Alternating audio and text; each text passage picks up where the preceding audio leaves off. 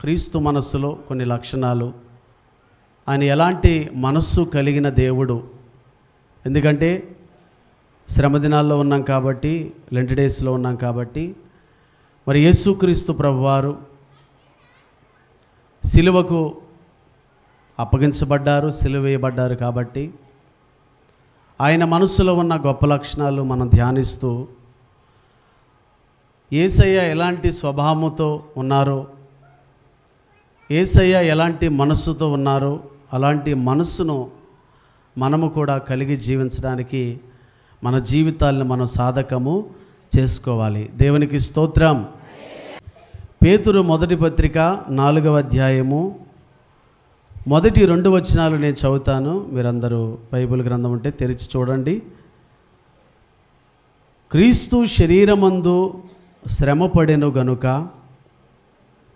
మీరును అట్టి మనస్సును ఆయుధముగా ధరించుకొనుడి.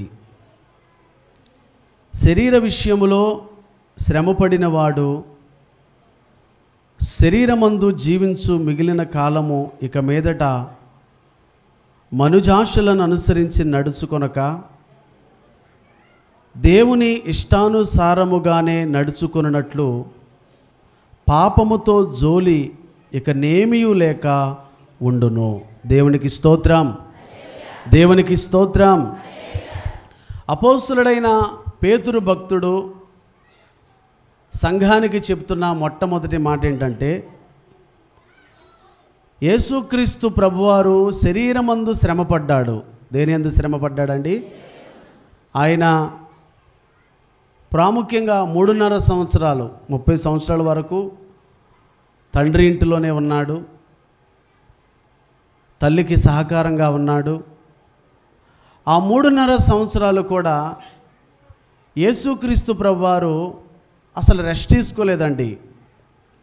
ఆయన విశ్రాంతి పొందుకోలేదు.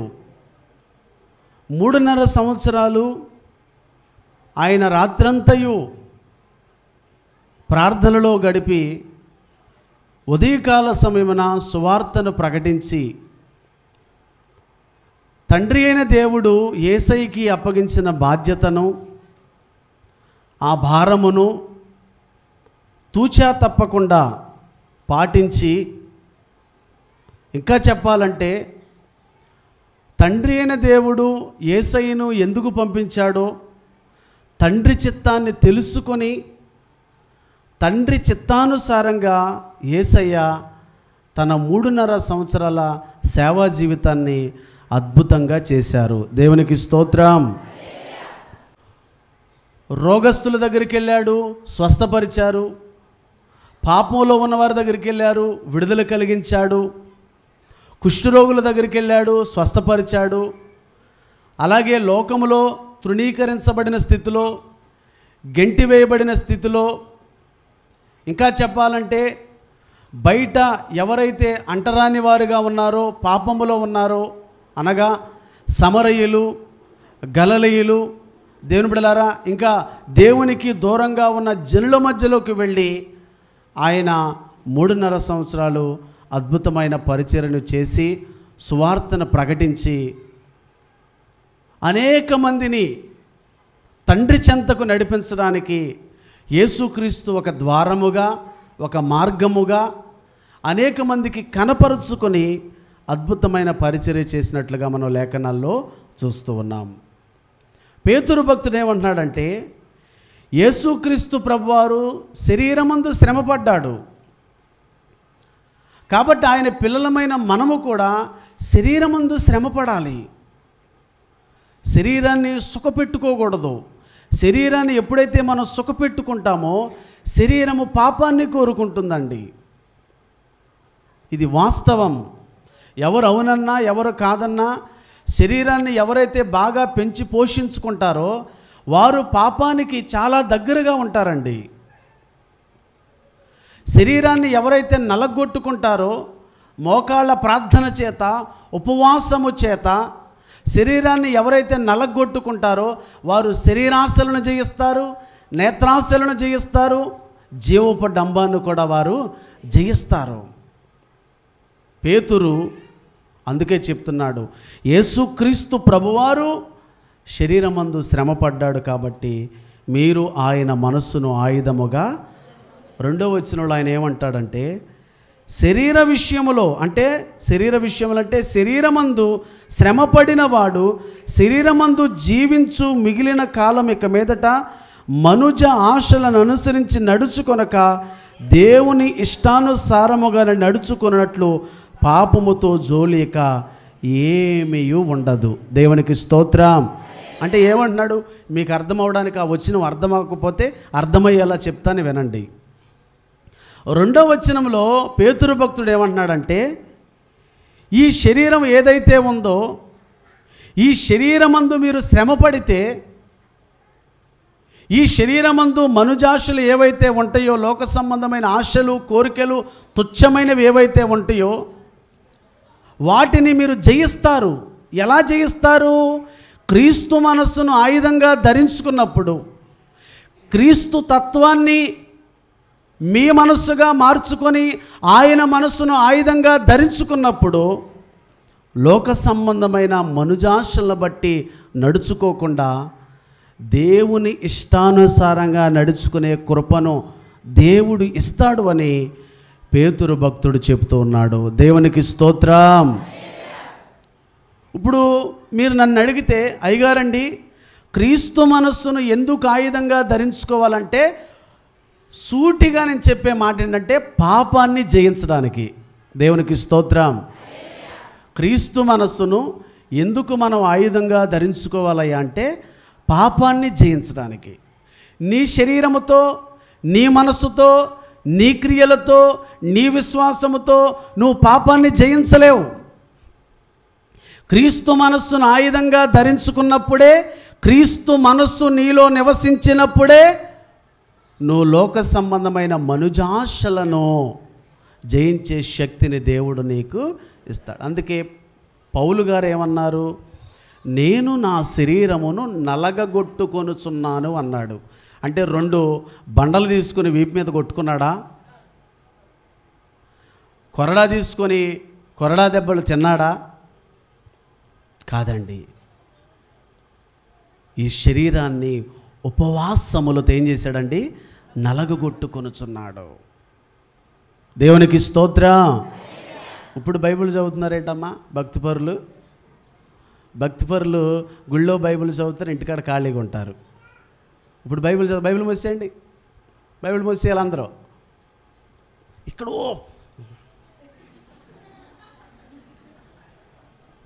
ఇంటికాడ ఒక అధ్యాయం చదవరండి ప్లీజ్. ఏమనుకో, క్షమించండి నన్ను. ఇక్కడికి వచ్చిన తర్వాత సేవకుడు చెప్పిన మాటలు వినాలి. ఇంటికి వెళ్ళి ఏం చదువుకోవాలి? బైబిల్. ఇక్కడేదో పెద్ద రీసెర్చ్ చేసినట్లుగా. దేవునికి స్తోత్రం, దేవునికి స్తోత్రం. దేవుని సంగమా, క్రీస్తు మనస్సును మనం ఆయుధంగా ధరించుకోవాలి.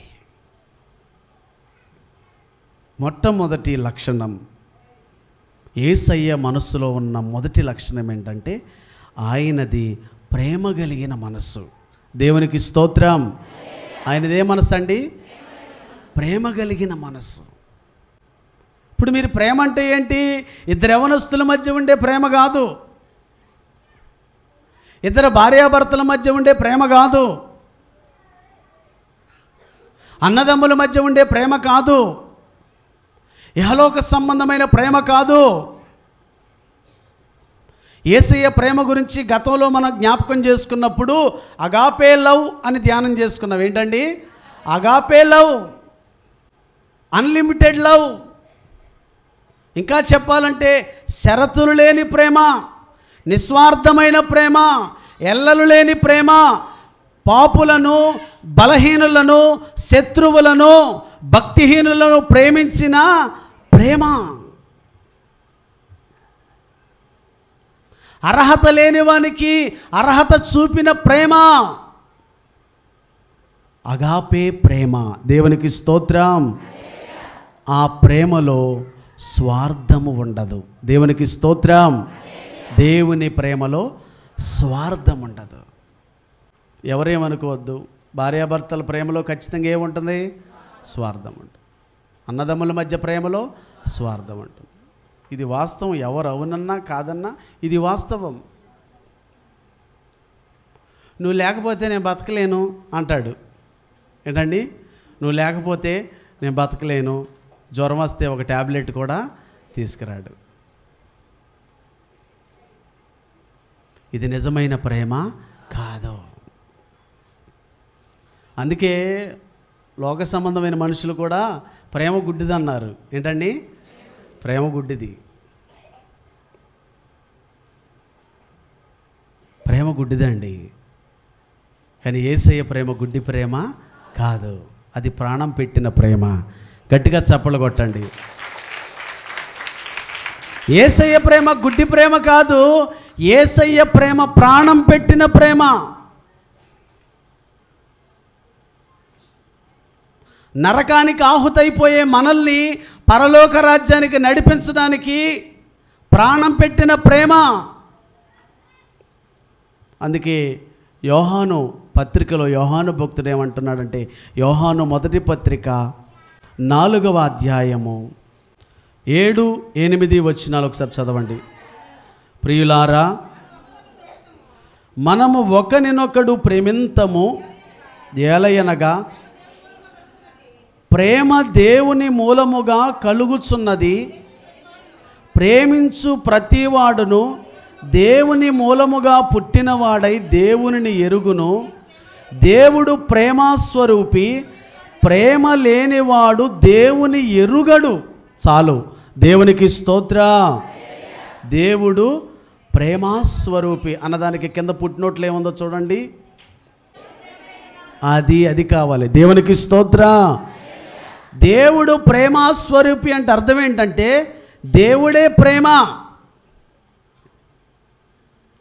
ప్రేమ అనే 2 అక్షరాలకు నిలువెత్తు స్వరూపం ఎవరంటే యేసయ్య తప్ప ప్రపంచంలో ఎవరు లేరు. ధరలో ఉన్న ప్రేమలన్నీవి స్వార్థమైనవే. అందం కోసమో, ధనం కోసమో, లేదంటే వేరే వాటి కోసం ప్రేమించే ప్రేమే తప్ప నిస్వార్థంగా ప్రేమించే ప్రేమ ఈ లోకంలో కానీ పరలోకంలో కానీ ఎవరి ప్రేమైనా ఉందంటే ఆ ప్రేమ ఒక్క యేసయ్యదే. దేవునికి స్తోత్రం. అందుకే యోహాను భక్తుడు అంటున్నాడు, దేవుడు ప్రేమయ్యి ఉన్నాడు. ప్రేమ లేనివాడు దేవుణ్ణి ఎరగలేడండి.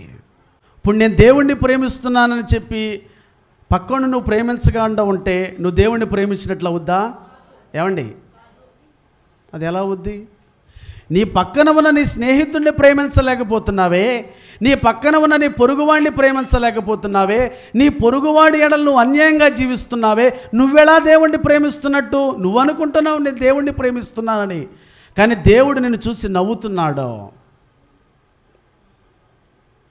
దేవుణ్ణి ప్రేమించువాడు పొరుగువాడిని కూడా ప్రేమించాలి. నీ అత్తను ప్రేమించాలి, నీ కోడల్ని ప్రేమించాలి, నీ కుటుంబ సభ్యులను నువ్వు ప్రేమించాలి. నేను దేవుణ్ణి ప్రేమిస్తున్నానని చెప్పి నేను ఎక్కడో విన్నానండి. మనం అంటండి ఒక్కోసారి మానవులం కాబట్టి పొరుగువారి గురించి మనం దూషణగా మాట్లాడతామండి, కానీ అది కూడా తప్పేనంటండి. ఉదాహరణకి చెన్నయ్య గారు ఎలాంటోడు, జీవరత్నం గారు ఎలాంటోడు, లేదంటే ఆ సుబ్బమ్మ ఎలాంటిది, ఎంకమ్మ ఎలాంటిదని మనం మాట్లాడుకున్నా తప్పేనంట. అవి కూడా తీర్పులోకి వస్తాయి అంటండి. అవి కూడా తీర్పులోకి వస్తాయి. మనం ఏంటంటే చాలా స్వల్పంగా, చాలా దేవుని బిడ్డలారా సులువుగా మాట్లాడేస్తుంటాం. ఆడట్ట, ఈడిట్ట, ఆమట్ట. నేను అంటే నా అనుభవంలో నేను చెప్తున్నానండి, ఎవరేమనుకోవద్దు. మనం ఒక వ్యక్తి గురించి చెడుగా మాట్లాడుతున్నామంటే ఒకరి గురించి నాకు అనవసరం అండి. నా అనుభవంలో నేను చెప్తున్నా, నువ్వు ఇంకా దేవుణ్ణి ప్రేమించట్లేదు. నువ్వు దేవుణ్ణి ప్రేమించట్లేదు కాబట్టి పొరుగు వ్యక్తి గురించి నువ్వు చెడుగా మాట్లాడుతున్నావు. నువ్వు దేవుణ్ణి ప్రేమిస్తే ఎదుటి వ్యక్తిని నువ్వు దేవుని స్వరూపముగా భావిస్తావు కాబట్టి ఆ వ్యక్తి గురించి నువ్వు చెడుగా మాట్లాడడానికి ఇష్టపడవు. బైబిల్లో కూడా ఉంది, పరుని గుట్టు బయట పెట్టొద్దని. ఒక్కోసారి పొరపాటుగా నేనేదైనా మాట్లాడినా, ఎవరి గురించి నేను చెడుగా చెప్పినా నేను చాలా బాధపడతానండి. ఎందుకంటే మనమేదో పెద్ద నీతిమంతుల్లాగా, మనమేదో పెద్ద యథార్థవంతుల్లాగా, మనమేదో పెద్ద పరిశుద్ధుల్లాగా, మనలో బోళ్ళు లోపాలని లేవా లేవా? మనలో ఎన్నో దోళాలు ఉన్నాయి. కానీ పొరుగువాడి కంట్లో ఉన్న నలుసులను బాగా చూపిస్తాం. అసలు దేవుణ్ణి ఎవరైతే ప్రేమిస్తారో వారు పొరుగువారి గురించి అన్నడు దూషణగా మాట్లాడరండి. ఎందుకంటే తన దగ్గర ఉండి తనను మోసం చేసిన ఇస్కరియోతు యోధాను కూడా యేసయ్య పన్నెత్తి మాట అనలేదండి. ఒకే ఒక మాట అన్నాడు, వీడు పుట్టక ఉండిన ఎడల మేలయ్యేదన్నాడు. వీడు పుట్టక ఉండిన ఎడల, అంతేగాని నీ మీదకి శాపం వస్తుందని కూడా ఎక్కడ యేసయ్య అనలేదు. ఓరి నాయన, నువ్వు పుట్టకుండా ఉంటే బాగుండేదిరా, పుట్టి అనవసరంగా శాపాన్ని తెచ్చుకున్నావు. శాపం అనే మాట కూడా యేసయ్య నోటి వెంట రాలేదండి. పైగా తెలివిగా డబ్బు సంచి కూడా ఎవరికి ఇచ్చాడు యేసయ్య? దొంగోడికి ఇచ్చాడు. దొంగోడు చేతికి తాళాలు ఇవ్వాలన్నట్టు యేసయ్య డబ్బు సంచి కూడా ఎవరికి ఇచ్చాడు? దొంగోడికే ఇచ్చాడు. వీళ్ళంట వాటన్నిటిని ఏం చేసేవాడంట? దొంగిలించేవాడంట. దేవుడు ఎవరో తెలుసా? ప్రేమస్వరూపి, ప్రేమయ్యి ఉన్నాడండి. ధరలోని ప్రేమలన్నీ స్థిరము కాదు, కరిగిపోవును. క్రీస్తు యేసు కల్వరి ప్రేమ అబ్బా కడవరకు ఆదరించును. ఎవరు ఆదరిస్తారండి? నిజంగా వాస్తవంగా మాట్లాడాలంటే ఆ కొద్దిసేపు మేమున్నాం మీకు తోడుగా, ఏం పర్లేదు, మేము ఆదరిస్తాం, ప్రేమిస్తాం అని అంటారు. కానీ నిజంగా సమస్య వస్తే నిలబడేది ఎంతమంది అండి? ఒరిజినల్గా మాట్లాడితే 1,00,000 రూపాయలు ఇవ్వాల్సి వస్తే ఇస్తారా? ఒక 2 లక్షలు ఇవ్వాల్సి వస్తే ఇస్తారా? కాదులే శుభమా, ఇద్దాం అనుకున్నాలే, సర్లే సర్లే, పర్లేదులే, దేవుడు ఉన్నాడులే, సహాయం చేస్తారులే, పర్లా. లేదండి, మానవ స్వభావం అలా ఉంటుందండి. దేవునికి స్తోత్రం. మానవుడు శాశ్వతమైన ప్రేమ ఒక వ్యక్తి ఎడల చూపలేడు. కానీ దేవుడు ఒక వ్యక్తి ఎడల శాశ్వతమైన ప్రేమ చూపగలడు. ఎప్పటి వరకు? కడవరకు. నువ్వు భూమి మీద నీ ప్రాణము పోయేంత వరకు కూడా దేవుని ప్రేమ నీ మీద శాశ్వతంగా ఉంటుందో కానీ దేవుని ప్రేమలో ఎక్కడ మత్సరం, ఎటువంటి పరిస్థితి అనేది, ఆయన ప్రేమలో తేడా అనేది ఉండదు. దేవునికి స్తోత్రం. యేసయ్య ప్రేమలో నువ్వు జీవించాలి.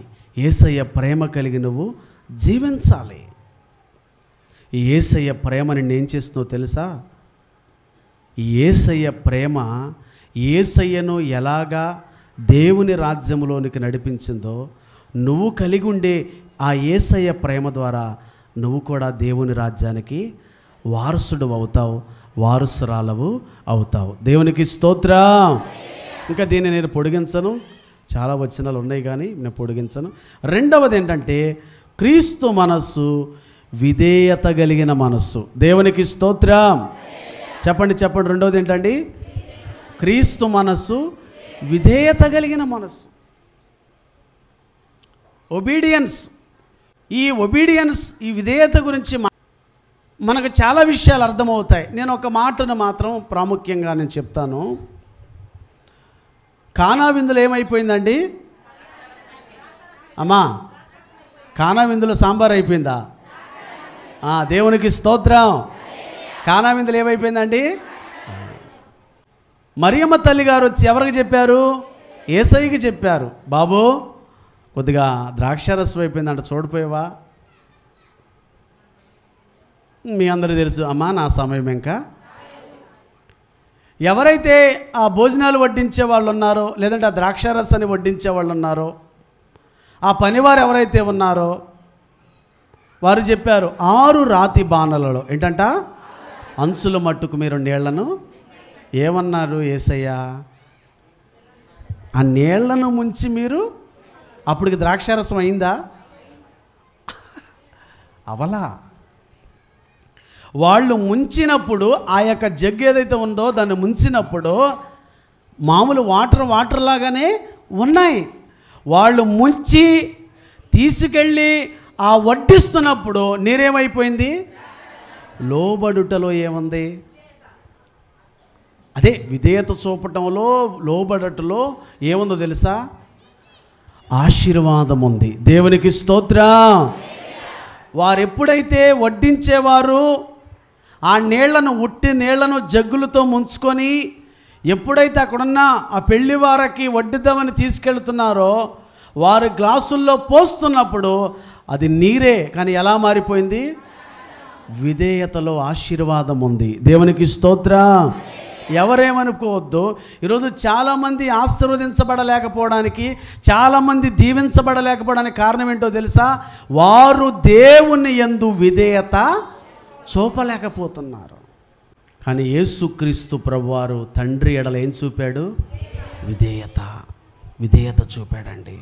ఫిలిప్పీ 2:8 అక్కడ విధేయతను గురించి చక్కటి మాట రాయబడి ఉందండి. ఫిలిప్పీ 2:8 మరియు ఆయన ఆకారమందు మనుష్యుడుగా కనపడి మరణము పొందునంతగా, అనగా శిలువ మరణము పొందునంతగా విధేయత చూపిన వాడై తన్ను తాను తగ్గించుకొనెను. దేవునికి స్తోత్రం. దేవునికి స్తోత్రం. మనుష్యుడుగా కనపడి మరణము పొందునంతగా, అనగా శిలువ మరణము పొందునంతగా ఏం చూపించాడు? విధేయత. ఈరోజు దేవుని బిడ్డలారా, భర్త ఎడల భార్య విధేయత చూపలేకపోతున్నారు. తల్లిదండ్రుల ఎడల పిల్లలు విధేయత చూపలేకపోతున్నారు. కుటుంబాలు అభివృద్ధి పొందలేకపోవడానికి కారణం ఏంటో తెలుసా?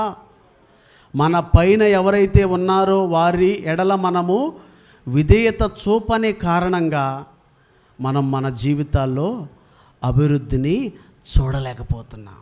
దావీదా, నువ్వు పాపివి దావీదా అన్నప్పుడు దావీదు ఏమన్నాడు? విధేయత చూపాడు. అవునయ్యా, ఆ శిక్షకు నేను అర్హుడనే.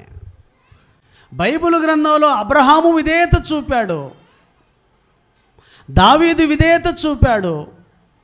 తన ముందు శ్రమలున్న యాకోబు కుమారుడని యోసేపు విధేయత చూపాడు.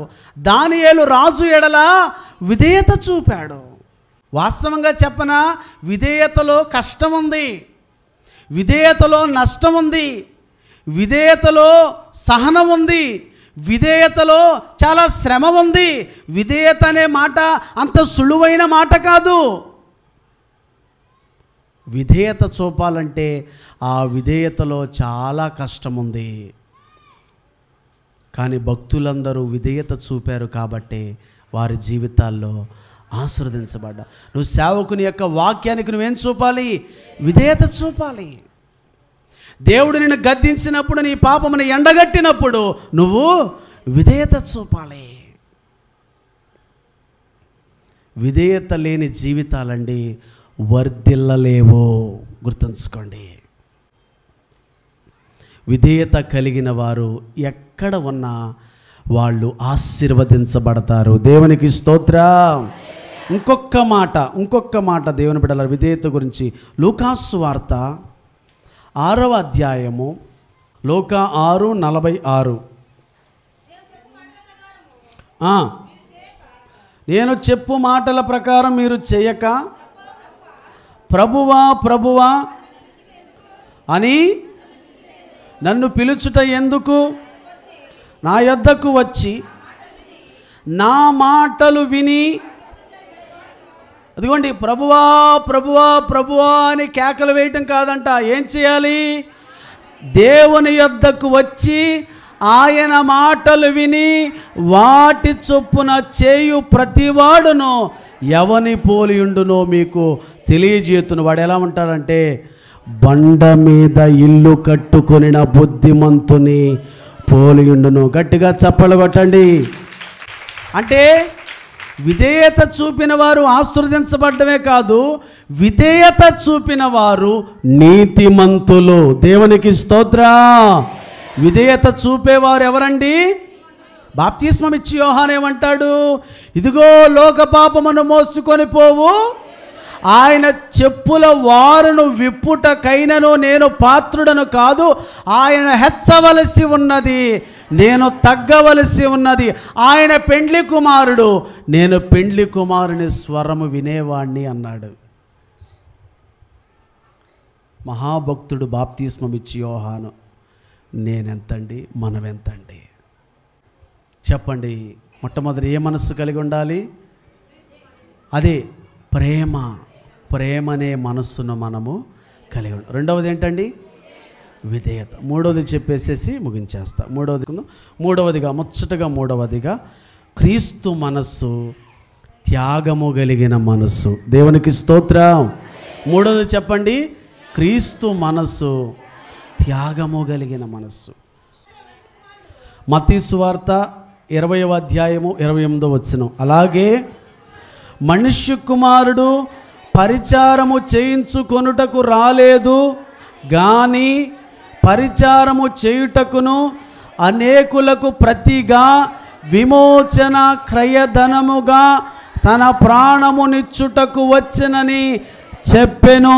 దేవునికి స్తోత్రం, దేవునికి స్తోత్రం. ఎవరేమనుకోవద్దండి, ఈరోజు సెలబ్రిటీ పాస్టర్లు అయిపోయారండి. బ్యాగ్ మోసేవాడు ఒకడు, బైబుల్ మోసేవాడు ఒకడు, వాటర్ బాటిల్ మోసేవాడు ఒకడు. అయ్యగారు పక్కన ఫోటో దిగితే, సెల్ఫీ దిగితే ఎంత ఇవ్వాలి? నువ్వు హీరోయివా, హీరోయిన్వా, సేవకుడివా, సేవకురాలువా? ఇది చాలా బాధాకరం అండి. ఈరోజు సేవకులు కూడా, నేను ఒక సేవకుడే కానీ అలా ఉంది ఈరోజు పరిస్థితి. సేవకులు హీరోలు అయిపోతున్నారు, సేవకురంటారు హీరోయిన్లు అయిపోతున్నారు. అలంకరణ. ఒక వ్యక్తి అలంకరణకు ప్రాముఖ్యత ఇస్తున్నాడంటే అర్థం ఏంటో చెప్పనా? సూటిగా చెప్తా, ఆ వ్యక్తి పాపానికి దగ్గరగా ఉన్నారు. గుర్తుంచుకోండి. అది స్త్రీ అయినా పురుషుడైనా కలర బట్టలో కలరగా చక్కగా దేవుని బిడ్డ అలంకరణతో కనపడుతున్నారంటే ఒకటే సిగ్నల్, వారింకా పాపములోనే ఉన్నారు. ఎందుకో తెలుసా? తల్లి ఎస్తేరమ్మ చిన్న బాలిక, ఆమె అలంకరణకు ప్రాధాన్యత ఇవ్వలేదు. 127 దేశాలకు రాణి అయిందండి.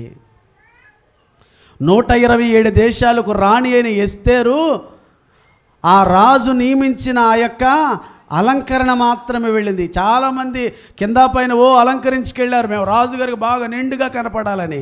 కానీ వాళ్ళెవరో రాజుగారికి కనపడాల, నచ్చలా.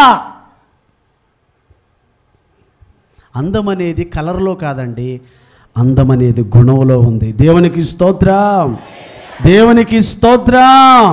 అందుకే బత్షెబా 31వ సామెతల్లో అందే, అందము మోసకరము, సౌందర్యము వ్యర్థము, యెహోవా యందు భయభక్తులు కలిగిన వారు కొనియాడబడును. దేవునికి స్తోత్రం. మరి ఈ లోకం దేనికి ప్రాముఖ్యత ఇస్తుందంటే, దేనికి ప్రాముఖ్యత ఇస్తుందండి? అందానికే, అలంకరణకే. కలర్ బట్టలో మనుషులకు ఆకర్షణగా కనపడాలి. ఇది పాపమండి. ఇది నిన్ను నరకానికి నడిపిస్తుంది. జాగ్రత్త. బైబుల్ కూడా చెప్తుంది, తగుమాత్రపు వస్త్రం అంటే చిన్న పొట్టి వస్త్రాలని కాదండి. తగుమాత్రపు వస్త్రాలంటే పొట్టి వస్త్రాలని కాదు. శరీరమును నిండుగా వస్త్రములతో కప్పుకోవాలండి. నేనేమంటున్నా తెలుసా? ఎవరైతే అలంకరణకు ప్రాముఖ్యత ఇవ్వట్లేదో వాళ్ళు దేవునికి ప్రాముఖ్యత ఇస్తున్నారు. ఆమేనండ్రే.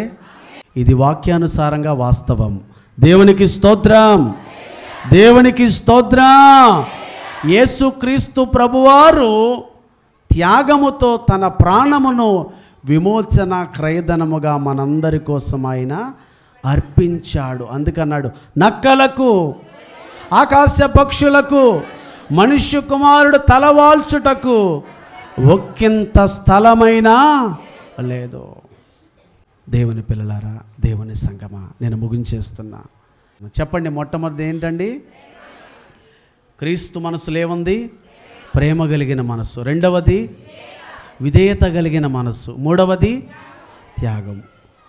ఒక వచనం ఉందిలేండి, చదవండి. ఫిలిప్పీ 2:4. ఫిలిప్పీ 2:4. మీలో ప్రతివాడును తన సొంత కార్యములను మాత్రమే కాక ఇతరుల కార్యములు కూడా చూడవలెను. దేవునికి స్తోత్రం. ప్రతివాడు సొంత కార్యములనే కాదు, ఇతర కార్యములను కూడా. అంటే ఎవరైతే వేదనలో ఉన్నారో, దుఃఖములో ఉన్నారో, సమస్యలతో ఉన్నారో వారి దగ్గరికి వెళ్ళి వారిని పరామర్శించి వారి కోసం ప్రార్థన చేయడం, పర్లేదు దేవుడు నీకు తోడుగా ఉంటాడని భరోసా ఇవ్వడం, ఆ మనసులో కూడా ఏముందండి? త్యాగం ఉన్నదండి. ఏముందండి? త్యాగం. యేసయ్య ఎప్పుడు నవ్వుతున్న వాళ్ళ దగ్గరికి ఎప్పుడైనా వెళ్ళలేదు, ఏడుస్తున్న వాళ్ళ దగ్గరికి వెళ్ళాడండి. దేవుని పిల్లలారా, నిజమైన భక్తుడు, నిజమైన దేవుని ప్రేమ కలిగిన వాడు, నిజమైన విధేయత కలిగిన వాడు, నిజమైన త్యాగబుద్ధి కలిగిన వాడు ఎవరంటే ఇతరుల క్షేమాన్ని కోరుకునేవాడే. దేవునికి స్తోత్రం. ఇతరుల క్షేమాన్ని డిజిఎస్ దినకరం గారు, ఇప్పుడున్న దినకరం గారు కాదండి, పాత ఆయన, చనిపోయిన ఆయన డిజిఎస్ దినకరం గారు, వాళ్ళ సతీమణి గారు, అమ్మగారు ఇద్దరూ కలిసి ఎవరైనా ఒక ప్రార్థనా విజ్ఞాపన చెప్పినప్పుడు దాన్ని డైరీలో రాసుకొని తెల్లవారుజామున అయ్యగారు అమ్మగారు లేచి, అయ్యగారు అమ్మగారు తెల్లవారుజామున 4 గంటలకు లేచి ఆ ప్రార్థనా విజ్ఞాపన బాగా చదివి ఆ ప్రార్థనా విజ్ఞాపన మీద చేయి పెట్టి అమ్మగారు అయ్యగారు ఆ సమస్య కోసం కలిసి ప్రార్థన చేసేవాళ్ళంట. అందుకే సమాజం ఆయనకు ఒక పేరు పెట్టింది, ప్రేమ ప్రవక్త. దేవునికి స్తోత్రం. ఏంటండి? ప్రేమ ప్రవక్త. అంత భారం ఎందుకు అయ్యగారు? మనకు వచ్చేస్తుందిగా, మన కడుపు నిండిపోతుందిగా, మనం బాగున్నాంగా, పక్కోడు ఏమైపోతే మనకెందుకు అని వాళ్ళు అనుకోలే. అందుకే ప్రపంచవ్యాప్తంగా పరిచర్య విస్తరించడానికి గల కారణం ఏంటంటే ఆయన ఆ విధంగా ప్రతి ఒక్కరి సమస్యను తన సమస్యగా భావించుకొని ప్రార్థన చేశాడు. అదే భారం నీకుండాలి, నాకుండాలి, మీకు ఉండాలి, నాకు ఉండాలి. అప్పుడు మీరు చేసే నిస్వార్థమైన త్యాగపూరిత ప్రార్థన బట్టి దేవుడు మీ కొడుకులను, మీ కుమార్తెలను, మీ కుటుంబాన్ని కూడా దేవుడు దీవిస్తాడు. దేవునికి స్తోత్రం. దేవునికి స్తోత్రం. ఈ కొద్ది మాటలు యేసయ్య మనందరి వినికిడిలో ఆశీర్వదించునుగాక.